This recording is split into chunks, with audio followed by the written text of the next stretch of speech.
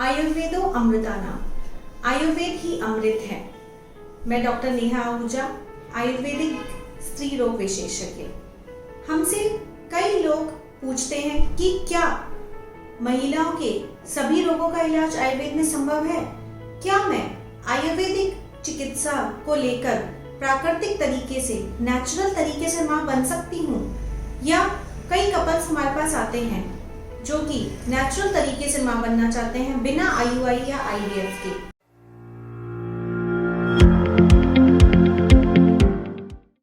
जी हाँ, आज हम उसी प्रोसेस के बारे में बात करेंगे। आयुर्वेद की इस स्पेशल ट्रीटमेंट का नाम है उत्तरवस्ती। उत्तरवस्ती पंचकर्म का ही एक पार्ट है जिसमें यूट्रस में या यूरिनरी ब्लैडर में एक स्पेशल दवाइयाँ डाली जाती हैं, घी, तेल या किसी भी तरीके का क्वाथ का डाला जाता है। उत्तरवस्ती किस तरीके से और किन किन कंडीशन में कारगर है? जो महिलाएं इनफर्टिलिटी से परेशान है, निसंतानता से परेशान है, आपकी अंडा नहीं बन रहा है, एनओव्यूलेटरी साइकिल है, अंडा बन तो रहा है लेकिन रप्चर नहीं हो रहा है, पीसीओडी है या लो एएमएच है, ओवेरियन रिजर्व है, उन सभी में उत्तरवस्ती ओव्यूलेशन का इंडक्शन करती है। मोस्टली उत्तरवस्ती ट्यूबल ब्लॉकेज में बहुत ही सफलतापूर्वक काम करती है। ट्यूब्स यानी कि जो हमारे बच्चेदानी की से जुड़ी हुई जो नाल होती हैं, उनमें किसी भी तरीके का ब्लॉकेज या रुकावट है, उसमें उत्तरवस्ती से बहुत अच्छे रिजल्ट देखे गए हैं। फिम्ब्रिया के इनएक्टिविटी में उत्तरवस्ती उसको एक्टिव करती है और किसी भी तरीके की वहाँ पे इन्फेक्शन होने पर भी उत्तरवस्ती में बहुत अच्छे रिजल्ट्स हैं।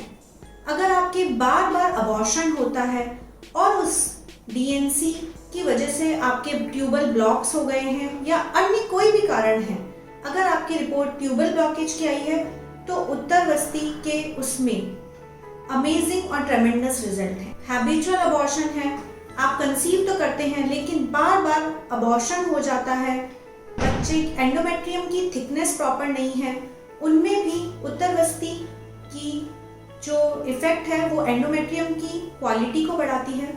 कई महिलाएं हमारे पास आती हैं कि उन्हें आईवीएफ के लिए मना कर दिया गया है क्योंकि उनकी एंडोमेट्रियम की थिकनेस प्रॉपर नहीं है, यानी कि बच्चेदानी की जो गद्दी है वो इतनी अच्छी नहीं है कि बच्चा उस पर ठहर सके। उस कंडीशन में हम उत्तरवस्ती देते हैं। इसके अलावा एंडोमेट्रियम में एडहेशंस हो गए हैं, एशरमैन सिंड्रोम है, या फिर आपकी बच्चेदानी में किसी प्रकार की गांठ हो गई है, माहवारी बहुत ज्यादा आ रही है, क्लॉट्स आ रहे हैं, उन सभी में उत्तरवस्ती बहुत इफेक्टिव है। केवल मैं इनफर्टिलिटी के केसेस की बात नहीं करूंगी। जिन लड़कियों या जिन महिलाओं को डिसमेनोरिया है, यानी कि पीरियड्स के टाइम पे बहुत ज्यादा दर्द होता है और पीरियड्स बहुत दिक्कत के साथ आते हैं या माहवारी की साइकिल बहुत डिस्टर्ब है, उनमें भी हम उत्तरवस्ती देते हैं जो कि बहुत ज़्यादा कारगर है।